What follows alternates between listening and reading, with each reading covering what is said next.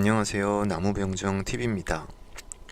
오늘은 도대체 경제라는 기계장치가 어떤 원리에 의해서 돌아가는가에 대한 주제로 얘기를 한번 해볼까 합니다.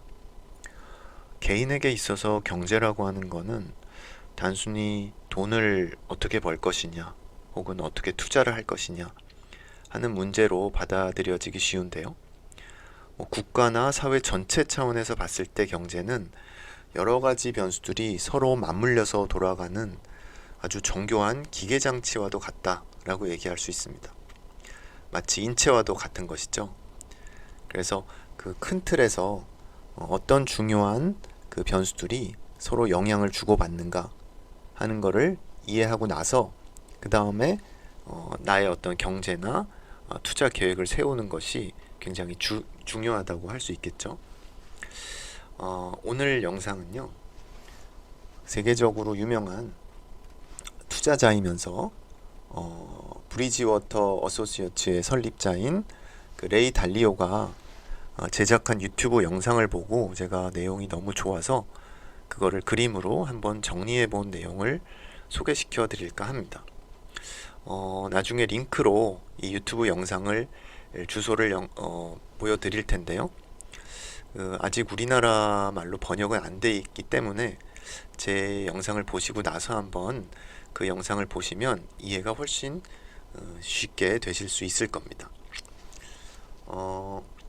단순히 이제 그림으로 요약한 것뿐만 아니라 제가 추가적인 설명도 많이 덧붙여서 이해를 쉽게 하도록 노력을 했습니다. 제가 말투가 좀 지루하고 졸렵다는 얘기를 많이 들었는데요. 한 10분 정도만 그거를 잘 견뎌주시면 유익한 정보를 정말 많이 얻어 가실 수 있을 거라고 생각을 하기 때문에 좀 잘 견뎌주셨으면 합니다. 내용이 좀 길면은 싫어하실 것 같아서 일단은 2개 정도로 영상을 나눠서 제작을 하려고 합니다. 자, 경제의 작동 원리를 이해하자. 자, 우리가 경제 활동을 하거나 아니면 투자에 있어서도 거시적 관점에서 경제의 작동 원리를 이해하는 것은 굉장히 중요합니다.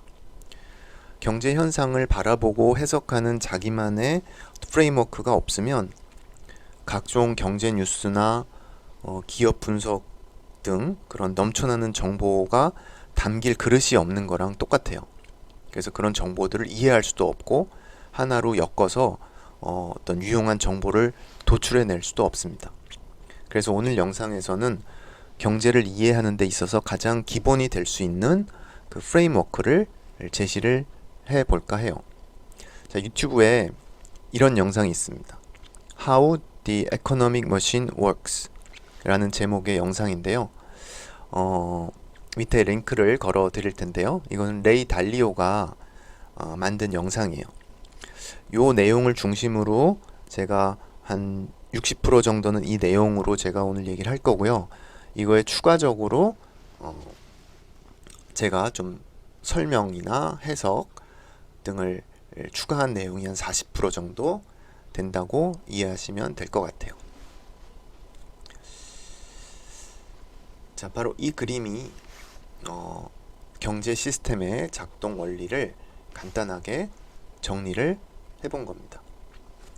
자, 이렇게 중요한 변수들만 뽑아서 현실을 단순화시킨 것을 우리가 모형 혹은 모델이라고 부릅니다. 어떤 모델도 현실을 100% 반영하진 못해요. 왜냐하면 현실은 훨씬 복잡하기 때문에 그렇죠. 그러나 현실을 이해하는 데 있어서 좋은 모델보다 더 유용한 건 없다고 합니다. 그런 의미에서 이 레이 달리오의 영상에 기초해서 제가 이렇게 그림으로 정리한 거는 상당히 포괄적이게 경제를 이해할 수 있는 데 도움을 드릴 수 있을 거라고 확신을 합니다. 여기 보시면 일단 지출이라고 빨갛게 표시된 부분이 있죠. 예, 이 부분이 제일 중요한 부분입니다. 결국은 경제라고 하는 거는 우리가 GDP다 얘기하는 거는 얼마나 사람들이 돈을 많이 썼느냐 하는 걸 의미하기 때문에 그래요. 이 지출은 크게 두 가지 요소로 구성이 되어 있는데요. 바로 여기 제가 내 돈이라고 쓴 부분, 그리고 빌린 돈이죠. 대출. 요 두 가지를 합쳐서 이제 지출이라는 것이 구성이 됩니다. 하나를 추가해서 작게 제가 이자라고 적어놨는데, 사실 이자는 뭐 그렇게 중요하지 않다고 볼 수도 있지만, 이제 요새같이 부채가 점점 커지는 상황에서는 이자를 감당하기 어려워서 이제 경제가 붕괴되는 일도 생기기 때문에 요 내 돈과 대출에서 이자를 뺀 것만큼 우리가 지출할 수 있다라는 내용을 담기 위해서 이렇게 세 가지로 제가 나눠서 적었습니다. 그래서 요 지출이 커지면 경제가 그만큼 성장하는 것이죠. 그리고 여기 보면은 지출을 생산량으로 나눈 게 있죠. 이게 나누었다는 의미로 이렇게 썼는데요. 지출을 생산량으로 나눈 게 바로 뭐냐? 물가입니다. 그래서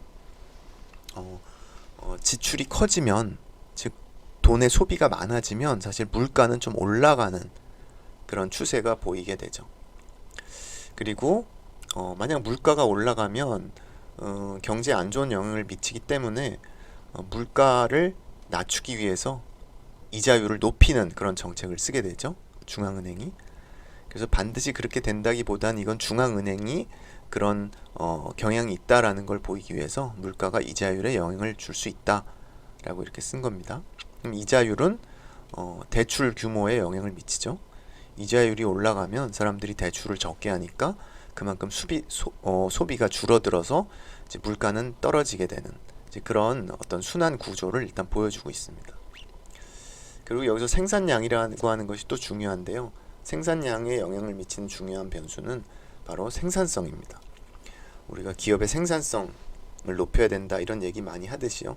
결국 경제 발전이라는 거는 단위 시간당 주어진 자원을 투입해서 얼마나 많은 양의 생산물을 만들어내느냐 하는 것이죠. 그래서 생산량이 늘어나면 그거에 따라서 이제 수입이 늘어나게 되면 또 지출이 또 늘어나게 되는 또 이런 구조를 보여주고 있습니다. 또 위쪽에 보여주는 건 자산 가격이라는 거는 보통 물가와 뭐 자산 가격을 굳이 구분할 필요 없는데 요새는 물가 상승률보다 뭐 부동산 상승률이 훨씬 높잖아요. 그런 의미에서 이거를 좀 구분해서 놨습니다. 특히 부동산 같은 자산 가격이 물가와 같이 움직이기도 하지만 그거와 별개로 유동 자금이 많아지면은 자산 가격이 급등하는 그런 일이 생겨서 이렇게 따로 나눠 놨고요.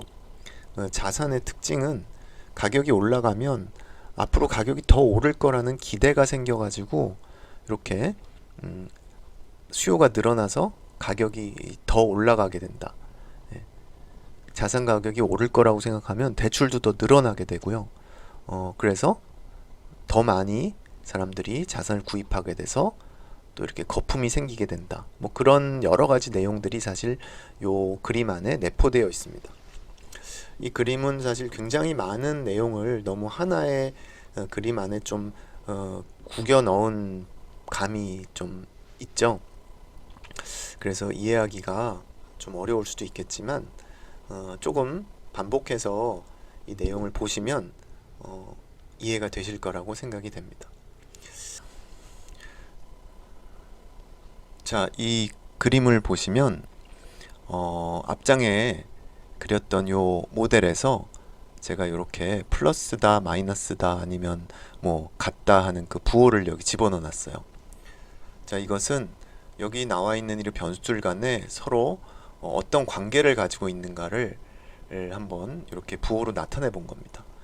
좀 전에도 설명을 드렸지만 예를 들어서 뭐 물가가 올라가면 뭐 중앙은행은 이자율을 높이는 그런 경향이 있다 그랬죠.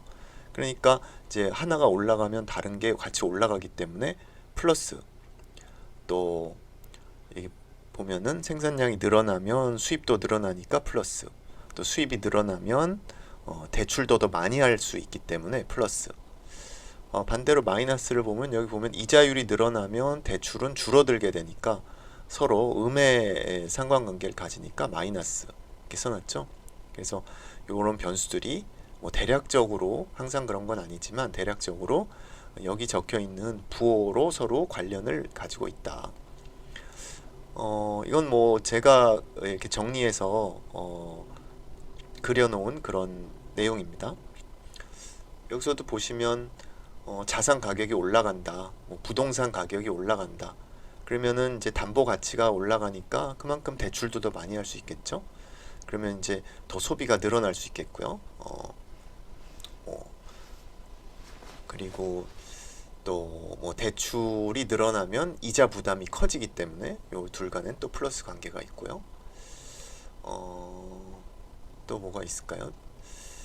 또 여기서 이제 같다라고 표시한 거는 요 세 가지 대출, 뭐 이자, 내돈 요거를 결합했을 때 총 지출액이 된다는 뜻이고, 또 지출을 생산량으로 나누면 물가가 된다는 뜻으로 여기서 이퀄이라는 표시를 해 놓은 겁니다. 자, 이 모델에서 이제 중요한 내용을 다시 한번 정리를 하면 이제 지출과 물가인데요. 자, 지출은 뭐라고 했죠? 내 돈과 남의 돈, 그러니까 빌린 돈을 더해서 그것이 총 지출액이 된다. 지출이 곧 경제이다. 경제 성장률, GDP 성장률이란 지출이 얼마나 증가했는가를 의미한다.